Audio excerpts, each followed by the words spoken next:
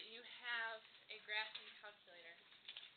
And the other thing that I need to make sure you have, which I know I passed out a copy to everybody at one point, is this sheet. So you just put it somewhere safe, don't lose it.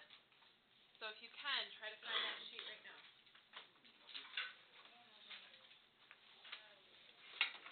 I'll give you. I'll make copies. Don't worry about them. But people next to you should have them. You can share. Okay, so make sure you have a graphing calculator. Find a sheet if you can. Make sure you have your notes out. We'll start here in about 30 seconds.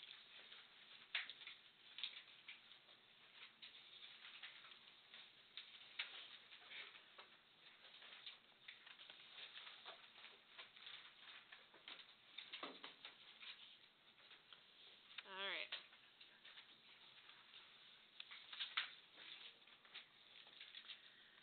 As a little reminder of what we were working on yesterday, we reviewed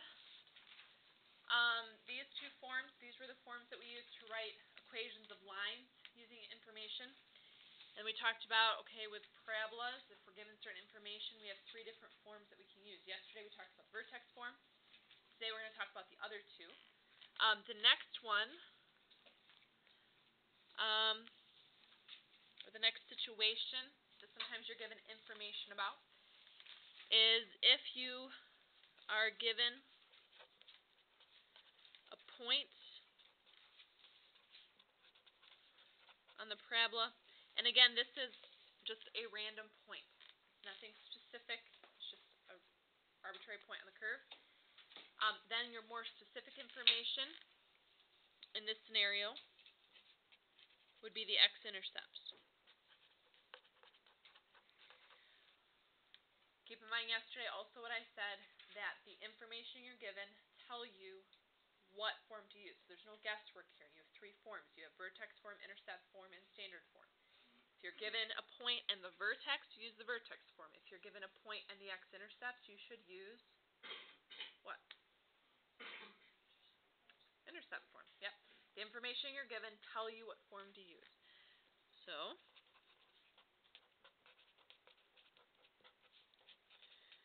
a reminder of what intercept form is. We have y equals a times x minus p times x minus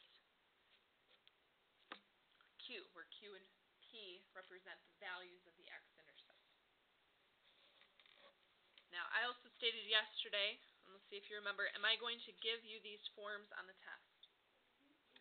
No, you have to have these memorized. We've used them enough at this point that you should be able to recognize them. But you will need to know the setup for them.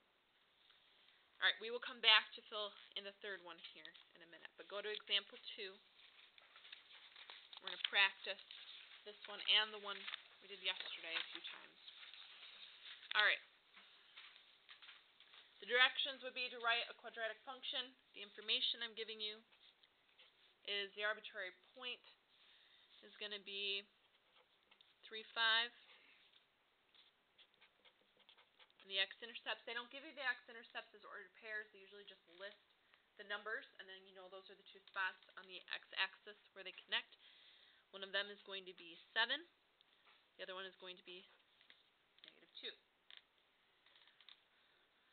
So I kind of have an idea that if I was to plot my two x-intercepts, that's where they would be. And then this arbitrary point 3, 5 is going to be somewhere up here. So I can assume that my parabola is going to open what direction? Down. And I'm not guaranteed, even though it kind of looks like it in this picture, this is not labeled the vertex, so I cannot assume this is the vertex. So we have to use the information I'm given and plug it into the intercept form, kind of like what we did yesterday. So if you're given a random point and the x-intercepts, my first step, or my first suggestion, would be to write down the form you're going to use. So I know I'm going to use the intercept form because I was given information that includes some intercepts. And then let's go ahead and label the information with the variables that I'm going to use to plug it in for. Any random point on the coordinate plane I can label with what two variables? Well, one person can. You all should know this.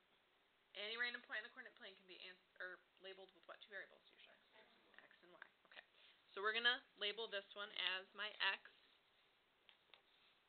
and my y. Now, in the intercept form, what two variables represent your x-intercepts? P and q.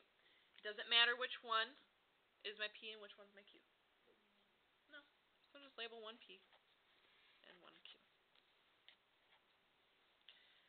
And just kind of like what we did yesterday, the only variable that we're going to have to solve for here is what? A. It's the one missing piece that I need still. So we're going to start by plugging in 5 for y, 3 for x, 7 for p, -2 for q.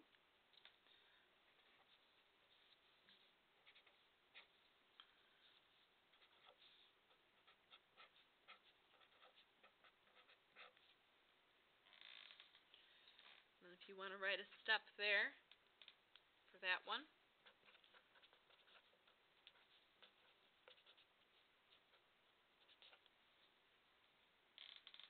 And what's the goal here in plugging in all those values? What are we trying to find? Okay, so we're going to plug in p, q, x, y to solve for A. Alright, following the order of operations, all the way back in elementary school, you used please excuse my dear Aunt, I think you guys use Aunt Sandy or Aunt Sally. But the P stands for parentheses, so we always simplify what's in the parentheses first. So, if you look at the first parentheses there, 3 minus 7, that would give you what?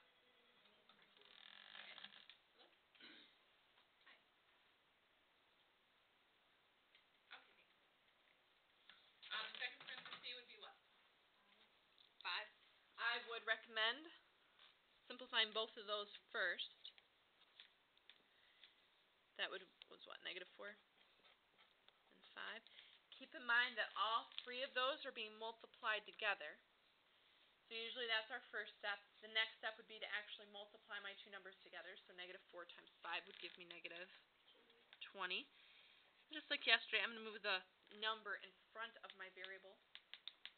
So I don't assume that it's a -20 instead of a times -20. And then to get a by itself, I have to divide by -20. What is 5 divided by -20? -1/4. Okay. Now keep in mind that my goal here was to write the equation of a quadratic function. Does that look like a quadratic? No. So what do I have to do? Plug A in. What else am I going to be plugging in? P and Q. And can someone remind me why I do not plug in x and y? Because you want it to stand for the whole parabola. Yeah. This is just one arbitrary point. In the final equation, I want x and y to stay x and y so that it represents every point on the curve, not just the one that I happen to pick out. So your final answer will be y equals -1/4 times x minus 7 times x plus 2.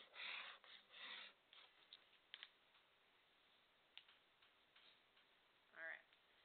Now, before we do example 3, because that's the one that involves the directions and the graphing calculator, I want to practice a couple of example 1 and example 2s. So if you would, grab a whiteboard. Now, if you don't get to all the ones that I put up there, that's okay. Get to as many as you can. Directions for all of these will be to write the equation. I'll just list down different information.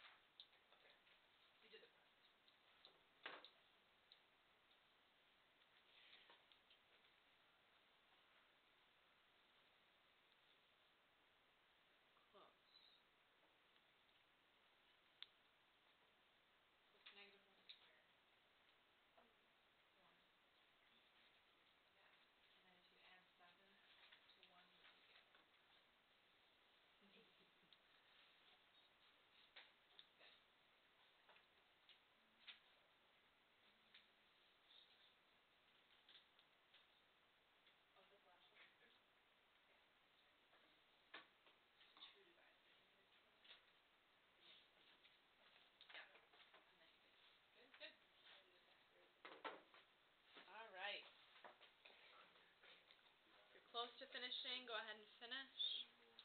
So 1. And then find that sheet. If you don't have it, I'll be walking you through the steps here to remind you. But this is something that we've done before. I know it's been a while. If you think back to the first month of school, when we did the bone length packet, do you remember that? This was part of doing that, so this is a little reminder. We use regression enough in Algebra 2, and then if you take other math classes beyond this, we use this tool on the calculator often. Part of math, or even if you go into a field that maybe just uses statistics, this is a big part of statistics where you get a bunch of data on something, and then you use that data to predict the future. Now, how we predict the future is actually using the data. Remember what Tanner said?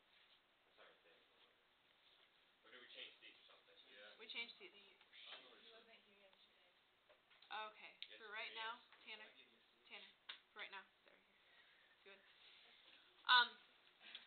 As I was saying, we predict the future by actually having an equation that's based on the points. So the third scenario, we've done the intercept stuff. You've done the vertex stuff. So what's the only form we have not talked about yet? Standard form. Okay. So if you are given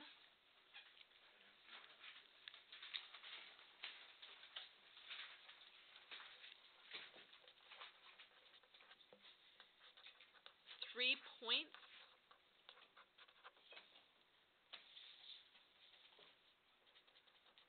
on the curve. So these are just 3 arbitrary points. 2 points aren't enough unless the 2 points, like one of the points is the vertex, then it's enough because it's more specific. 7. But if you're just given 3 random points on the curve, we have to use the regression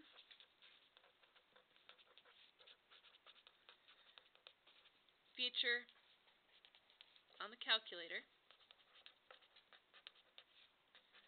to get it in standard form.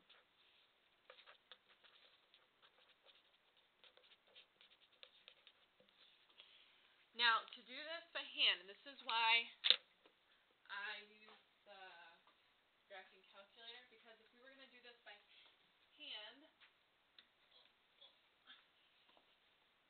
I'll show you what it would end up looking like. And they took this standard away from Algebra 2 and put it into Algebra 1. So if you remember, or can think back to systems of linear equations in Algebra 1, we did something with 3 variables.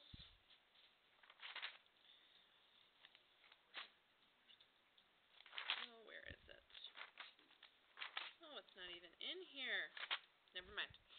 We did something with where you had to get 3 equations, and then you had 3 different variables, and then you had to do systems of linear equations with the first 2, and then with the second 2. And basically, every single problem you did ended up being a whole page of paper. So in order to do this without the calculator, you would have to do that big, long problem. And since that's not a standard in Algebra 2, yes, we just take the shortcut and use the tool that we have, the graphing calculator, to come up with the equations ourselves. Alright, now I'm not going to write out the steps here. Well, I might write out some of the basic steps. But we are going to example 3. You want this handy. You'll want this handy for maybe some information, and you'll want a graphing calculator. You have those handy. The 3 points that we're going to look at are 4, -3, 6, 2. Hold on. 4, -3, 6, 2, and 10.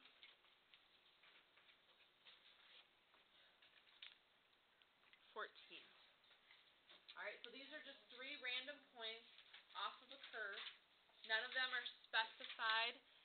specifically as x-intercepts or vertex. So we know if this situation occurs, we're going to use our tool. Instead of having to do the big long problem that takes up a whole page, we're going to use something that's at our disposal already.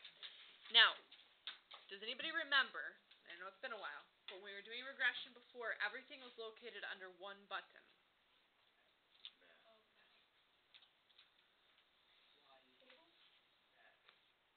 Everything was under something that had to do with statistics. What button would that be? Stat is probably the button. Okay, go ahead and hit stat. Reason that button is labeled stat is because everything under that stat button has to do with statistics. And we're going to treat these three ordered pairs as statistics in this case. To enter in my points, anybody remember where I go from here? Well, calc is where we pick what type of function I want. But how do I actually enter in my data? Edit. Go ahead and enter. Now, how many of you, does everybody actually have a list 1 and list 2 labeled? Does everybody have an L1, L2? Yes. Yes, we do. Okay. If you don't, I have to come fix your calculator, but hopefully everybody does. If you have data in there already, this is how you clear them all out. You go up and highlight L1, let's say, and you want to hit clear. Do not hit delete, hit clear, and then you hit enter. You go to L2, same thing, hit clear, and enter. You should have everything cleared out of L1, L2. If there's values in other lists, that's okay. It's not going to affect what we have to do. Everybody doing okay so far? Alright. Now, we're going to treat L1 as my x values and L2 as my y values. So under L1, you would put all of the x values of my points. So we're going to have 4, 6, and 10 listed. And then the L2 is going to be my y values. So let's go ahead and enter in -3, 2, and 14. -3, what did I say, 2? And 14. Okay. Now, before we go any further, I want you to write down these steps under example 3. And we'll review together what we just did. What button did I have to hit first? Stat. So. And if it's an actual button, I'm going to draw a box around it so that you know it's a button. So you're going to hit stat. And then what list did I go to? Or what did I select next? Edit. Edit. Edit. Select edit.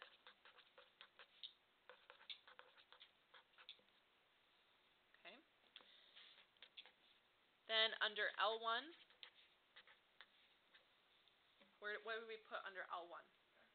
The x values. Put your x values.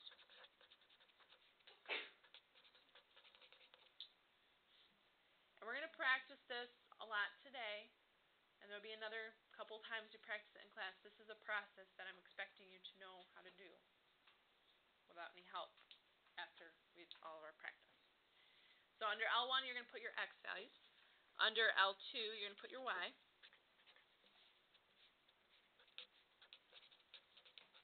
Okay, and that's where we're at this point.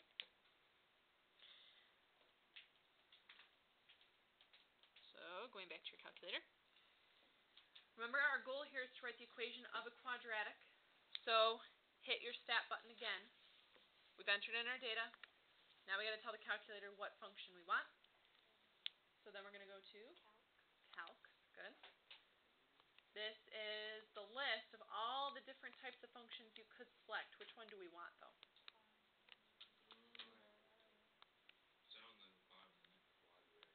We want quad reg, right? Because we want the quadratic regression. So you're going to go to quad reg, hit enter. Now, what this does in the calculator is it says, okay, we know this person wants quad reg. We're going to be forming quadratic regression, but it needs to know where you put your data. So we put our x's in L1 and our y's in L2. You have to enter it in as an ordered pair here so it knows what's x and what's y. L1 is, oh, you can't see it, is under the button 1 here. So you see where the little L1 is? and a little L2. To get to L1, you would hit second, and then the 1, and it'll enter in L1. Now, usually when we have ordered pair, what's in between X and Y? A comma. So where's the comma? Above 7. So you're going to hit the comma. And then to enter in your Y values, you're going to hit second and L2. And then hit enter. And then this comes up. Okay. Now let's describe what some of this stuff means. Just in case you didn't remember what regression you picked, it'll give you the standard form of whatever you picked. So like when we did linear regression, it came up as I think y equals mx plus b, or ax plus b. Then it gives you the values for your variables. So it gives you your a value, your b value, and your c value. So what we're going to do when we write our answer is just plug them in. And then it gives you this r squared. Does anybody remember what the r squared means? Talked about this before.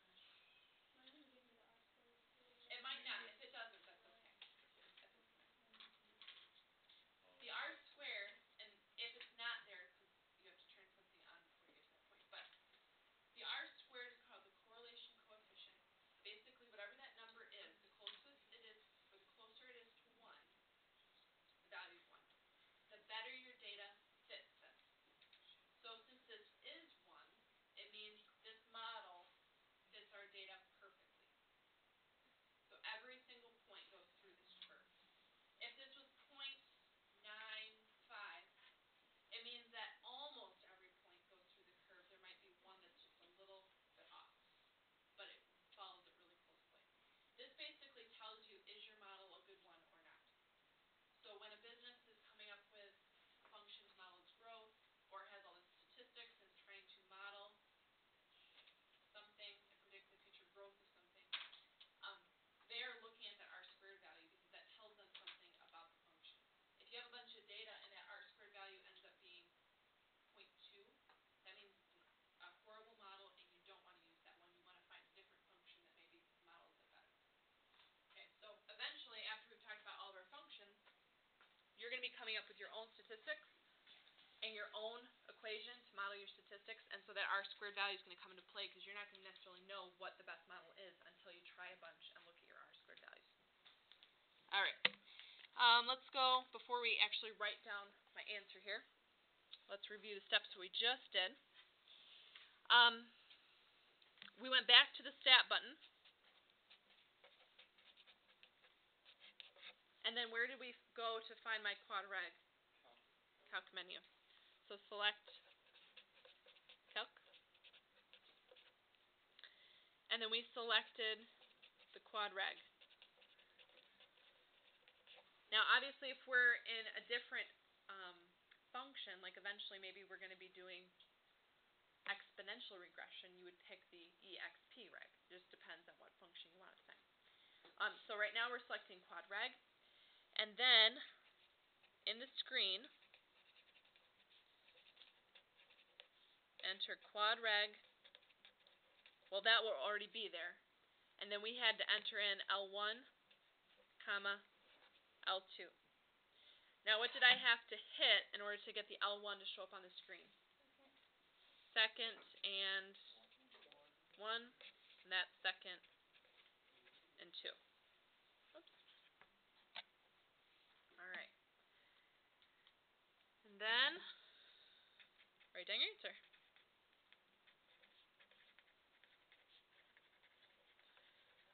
Now, if there's decimals, like this one has some decimals, I would recommend going to at least 3 decimal places. That's usually enough to make it work for yourself. So we have y equals 0.083x squared plus 1.67x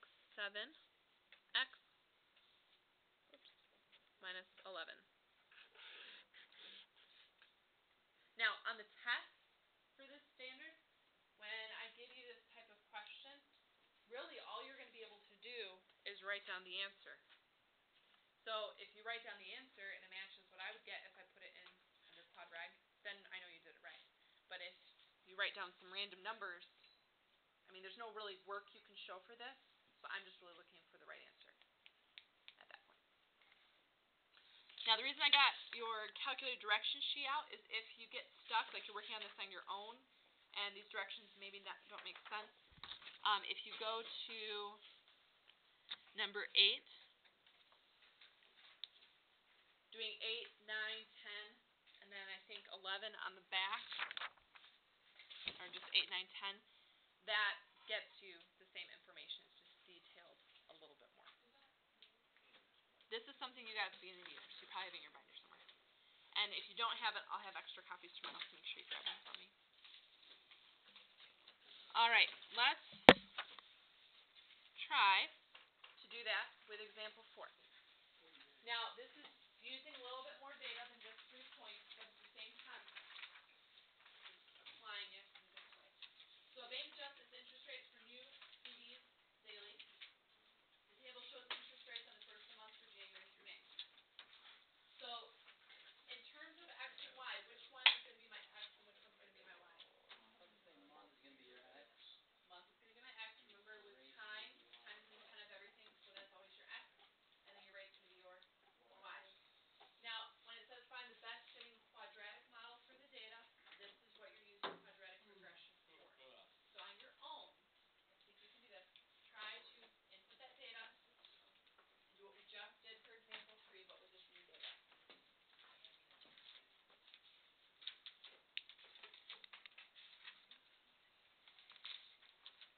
And if you get stuck, I'll be walking around. You can either follow the steps on this direction sheet or the ones we wrote under example 3.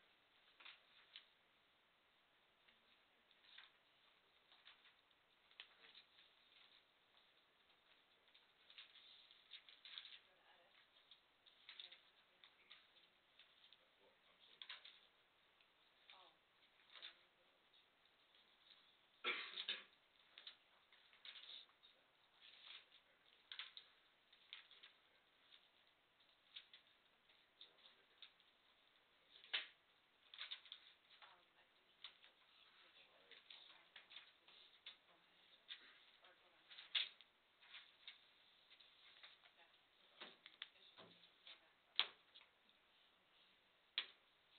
Is that one of mine? Yeah. Yeah. And can you start with number 8?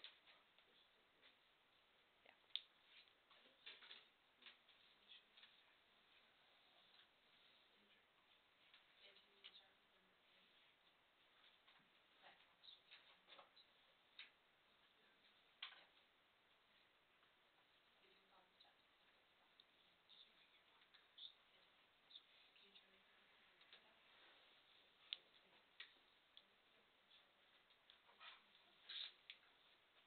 Yeah, if you get stuck, you know I'm walking around.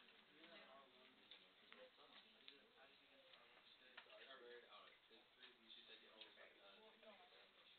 Oh no. I'm taking that one. Let's switch over. No, all this one.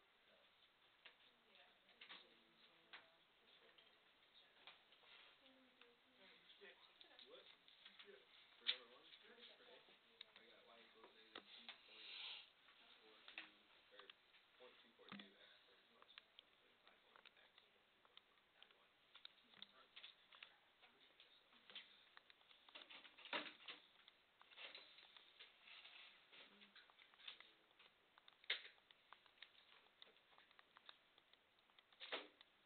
Alright. So for this one, first thing you would have done is entering your data into L1 and L2.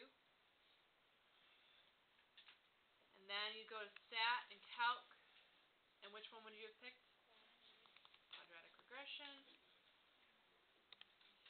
Whoops, I picked the wrong one.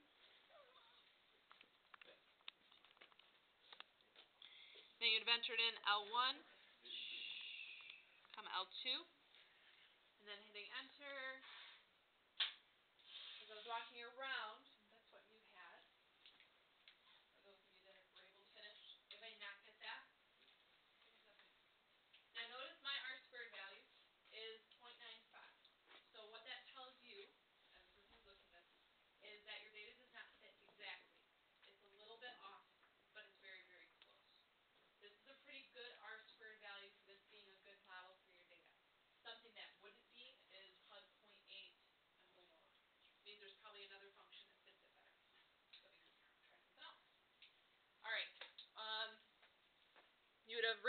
down, hopefully, for part A. And then according to the model, during what month did the certificates of deposit have the highest interest rate? Now, we know that this is a parabola that opens what direction? Down.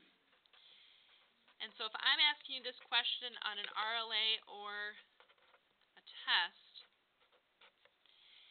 and then you come up with the model, and then you're supposed to use it to find something, and I asked for the highest interest rate, you told me before that X is the month and Y is the rate. So I heard somebody say it. What am I looking for if I'm looking for the highest? I'm looking for the vertex. And if we're in standard form, how do I find the vertex?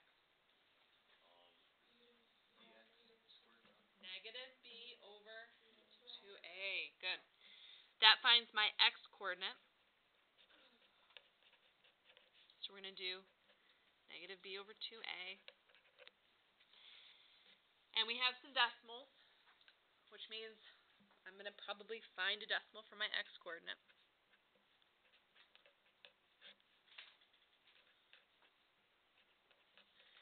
Now, punching this out in a calculator, you need to be careful because you need to make sure you put parentheses around the whole denominator. So 2 times negative 0.243. Just like that. Otherwise, it's going to treat it like you're dividing by 2 and then multiplying by a number. So you need to make sure the whole thing on the bottom is in parentheses. You end up getting that decimal. Now, does it ask for the... Oh, it does ask for the rate. But the first question is, what month did it occur? So this represents what month?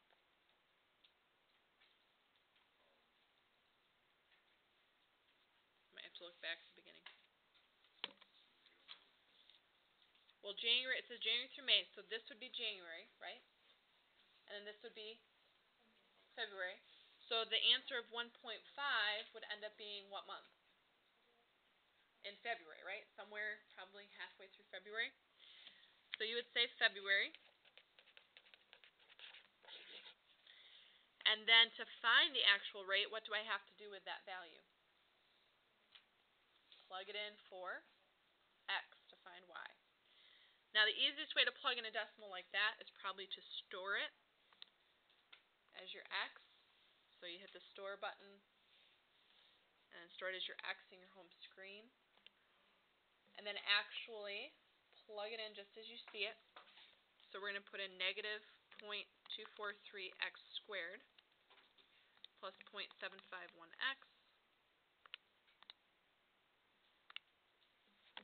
plus 3.914.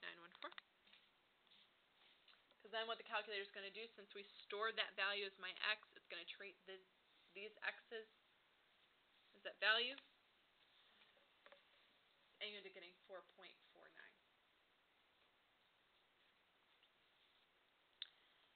Now question, is that the highest? I mean, look at your data table. Was that the highest interest rate?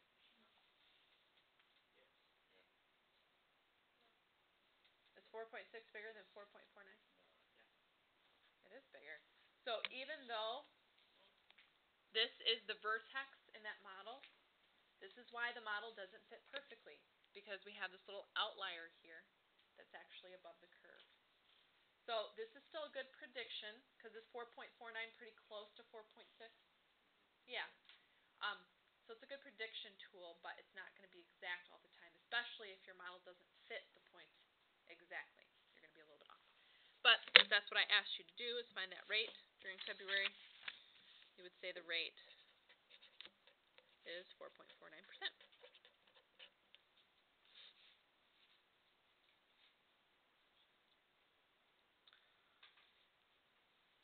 And maybe you want to write down how you got that, just so you know for later.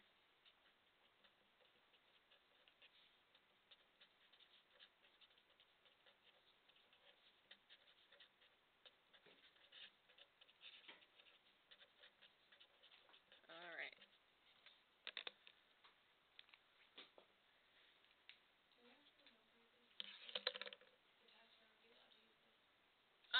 have to remember the regression